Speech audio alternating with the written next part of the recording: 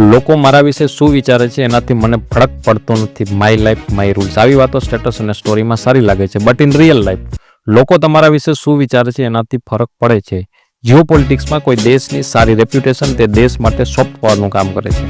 તાજેતરમાં પ્યુ રિસર્ચ દ્વારા 24 દેશોમાં સર્વે કરાયો કે લોકો ભારત વિશે શું વિચારે છે.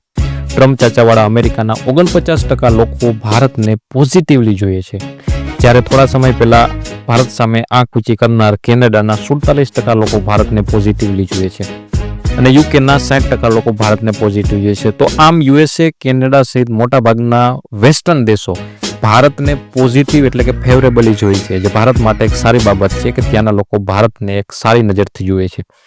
તો તમને જાણવાની ઉત્સુકતા થતી હશે કે ભારત को सबसे गंदी नजर से देखने वाला कौन है, એટલે કયો દેશ છે તેના લોકો ભારતને સૌથી નેગેટિવ રીતે જુએ છે.